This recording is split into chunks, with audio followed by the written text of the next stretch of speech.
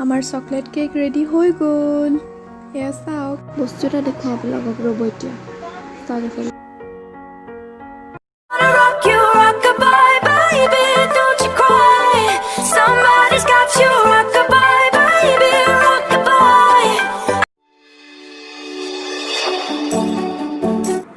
Hey guys, welcome to my channel Tutu Minus Vlog. Tutu Minus Vlog লৈ আপোনালোকক পুনৰবাৰ স্বাগতম জনাইছোঁ। যেহেতু মই প্ৰত্যেক দিনাই এটা নতুন ৰেচিপি লৈ আপোনালোকৰ সন্মুখত আহোঁ, সো আজিও মই আপোনালোকৰ সন্মুখত দুটা নতুন ৰেচিপি লৈ আহিছোঁ আৰু সেইটো হৈছে কেকৰ ৰেচিপি। দুটা বুলি মই এইটো কাৰণেই কৈছোঁ কাৰণ এটা চকলেট কেক আৰু আনটো হৈছে নৰ্মেল কেক।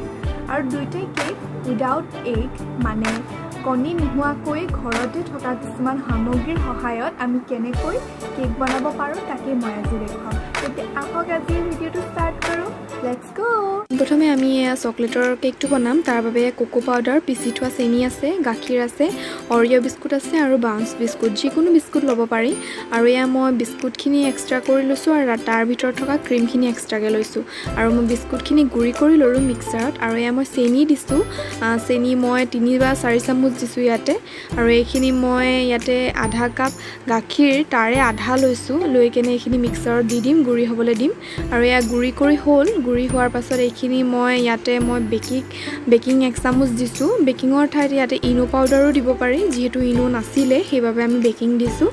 আৰু এইদৰে এইখিনি হ'ল। এতিয়া এটা টিফিনৰ বাতিত অলপমান ৰিফাইন তেল দিছোঁ আৰু তাতে এখন পেপাৰ দি দিছোঁ।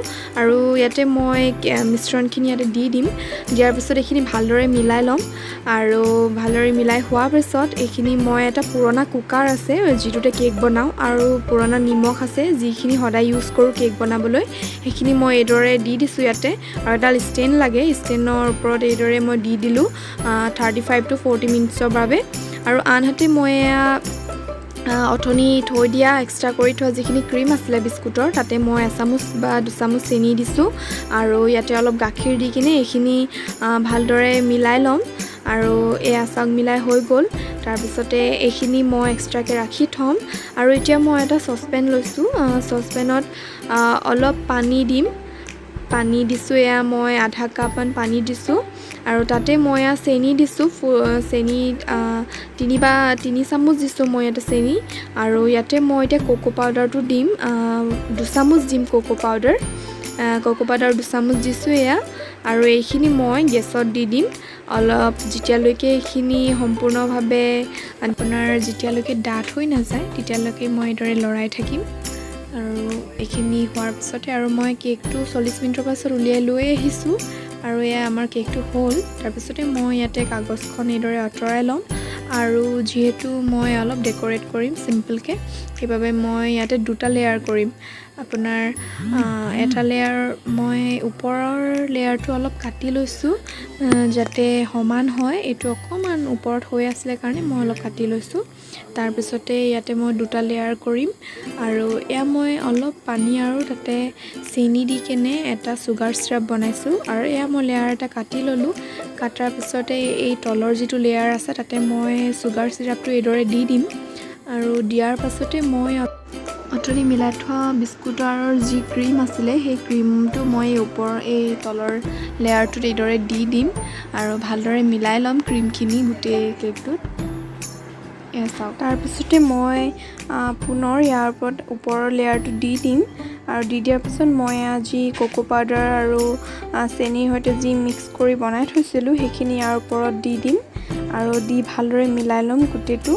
আৰু চাইডেও মিলাই ল'ম ভালদৰে। আৰু যিহেতু ইভাগেও খাব পাৰি, এইটো নিদিয়াকৈও খাব পাৰি, কিন্তু মই যিহেতু অকণমান ডেক'ৰেট কৰিছোঁ অলপ চিম্পলকৈ, সেইবাবে মই এইদৰে দি দিছোঁ। তাৰপিছতে মই ইয়াতে অকণমান এইটো ফ্ৰিজত ৰাখিম মই 10 মিনিটৰ কাৰণে। ফ্ৰিজৰ পৰা ৰখাৰ পাছত মই উলিয়াই আনিছোঁ। তাৰপিছতে ইয়াত চিম্পলকৈ ডেক'ৰেট কৰিম। তাৰপিছতে মই এইদৰে ডেক'ৰেট কৰিলোঁ চিম্পলকৈ। আৰু TM বুলি লিখিছোঁ যিহেতু টুটু মাইনাছ ব্লগ হয়।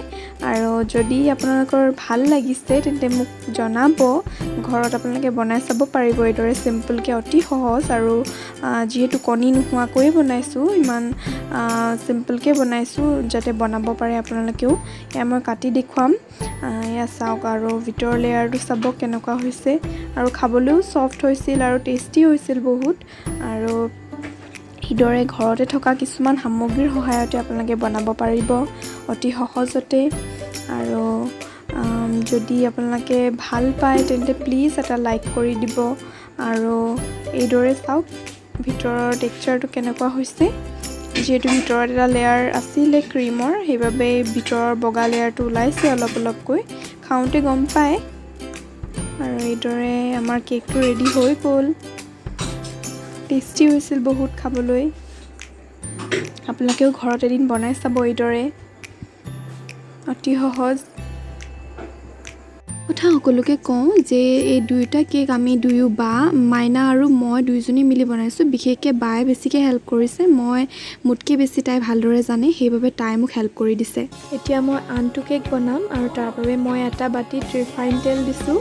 ইয়াতে মই আপোনাৰ 11-12 চামুচমান ৰিফাইন তেল দিছোঁ। আৰু তাৰপিছতে ইয়াতে মই চেনি দিম।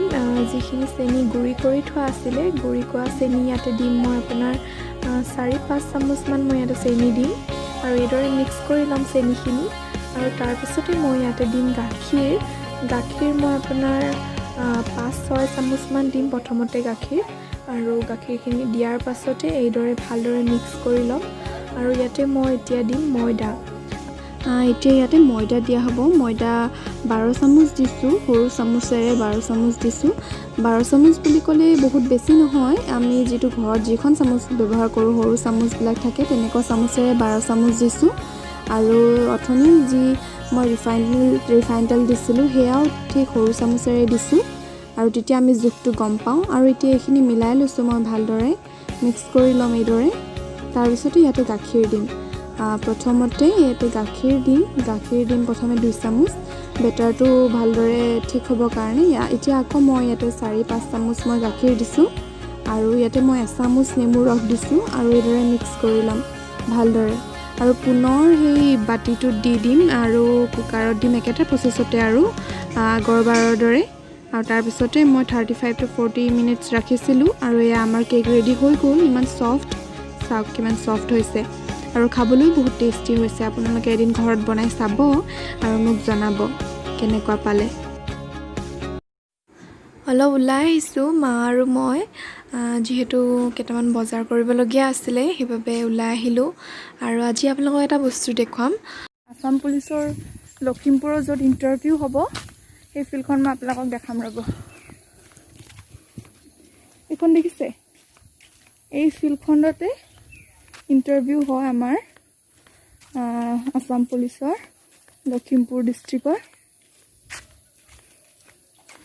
ইয়াতে হয় এই পুৰা ফিল্ডখন দেখিছে। 13 বেটেলিয়ন কেম্পৰ ভিতৰত হয় ইণ্টাৰভিউ লখিমপুৰৰ। যিহেতু মই খোজকাঢ়ি গৈ আছোঁ, সেইবাবে ভিডিঅ'টো অলপ লৰিছে। আৰু অলপ দূৰৰ পৰা দেখাইছোঁ বাবে ভিডিঅ'টো ইমান ভালদৰে দেখি পোৱা নাই চাগে আপোনালোকে। যদিহে কিবা ভুল হয় ক্ষমা কৰি দিব। মই ট্ৰাই কৰিছোঁ যাতে মই দেখাব পাৰোঁ ভালকৈ। এয়া চাওক, এইখন ফিল্ডতে দৌৰা হয়। হ'বই আৰু কেইদিনমানৰ পাছত ইণ্টাৰভিউ, জানেই চাগে বহুতে হয়তো এই ফিল্ডখন দেখা নাই, তাৰ বাবে মই ভাবিলোঁ দেখাওঁ আপোনালোকক। এয়া চাওক, ফিল্ডখন ডাঙৰ হয় বহুত।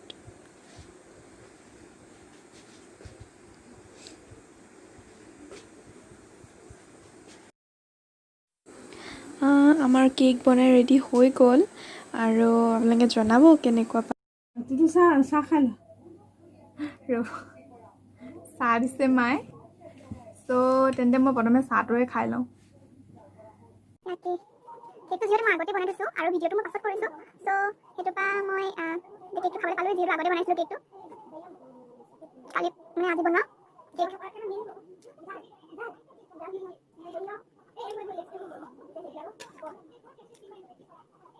আৰু এইটো হৈছে যিটো হেৰি কেকটো বনাইছিলোঁ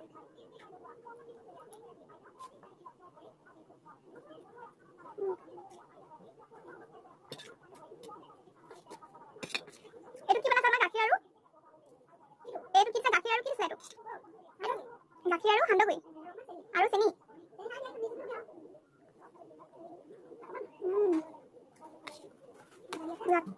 গাখীৰ সান্দহগুৰি আৰু চেনি দি কেনে বনাইছে মায়ে কি বনাইছে নাজানো